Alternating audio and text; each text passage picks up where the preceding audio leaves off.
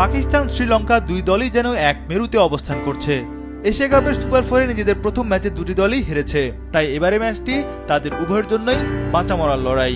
জিতলে ফাইনালে ওঠার আশা টিকে থাকবে, হারলে অনেকটা নিশ্চিত সুপার ফোর থেকে বিদায় নেবে।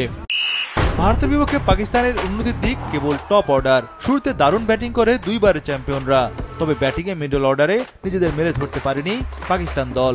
সালমান আগা, মোহাম্মদ নওয়াজ, হুসাইন তালাত তাদের ব্যাটিং যথেষ্ট পরিপক্ক ছিল না ম্যাচের পরিস্থিতি অনুযায়ী।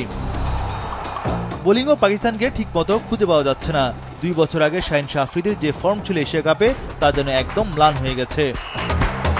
হারিস রৌফ, আবরার, নওয়াজ কাউকে সেরা ছন্দে দেখাচ্ছে না। ফিল্ডিংয়ে ক্যাচ মিসের মাশুলও গুনছে দলটি। শ্রীলঙ্কাকে হারাতে হলে 3 বিভাগে ভালো খেলতে হবে পাকিস্তানকে, তবে একাদশে পরিবর্তনের তেমন কোনো সম্ভাবনা নেই। এদিকে বাংলাদেশের কাছে হারটা যেন প্রত্যাশার মাঝেও ছিল না লঙ্কানদের জন্য। গ্রুপ পর্বের দেখায় একচেটে জয় পাওয়া দলটি সুপার ফোরে কুপোকাত।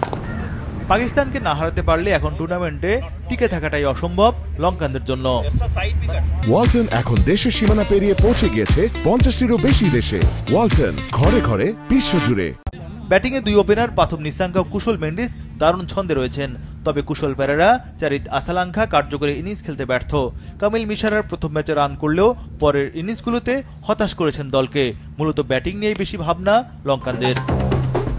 বোলিংয়ে নুয়ান থুসারা, দুশমন চামিরার সঙ্গে সানাকার পেস অ্যাটাক ধরে রাখতে চাইবে লঙ্কান ম্যানেজমেন্ট, তবে স্পিন বোলিংয়ে পরিবর্তন আসতে পারে, কারণ দুনিত ওয়ালালাগে গত 2 ম্যাচে নজর কাড়ার পারফরমেন্স দেখাতে পারেননি। বাবার মৃত্যুর শোক মাথায় নিয়ে সুপার ফোরের ম্যাচ খেললেও মানসিকভাবে তাকে যথেষ্ট আত্মবিশ্বাসী মনে হয়নি, তাই শ্রীলঙ্কা দলে ফিরতে পারেন অফ স্পিনার মহেশ থিকসানা।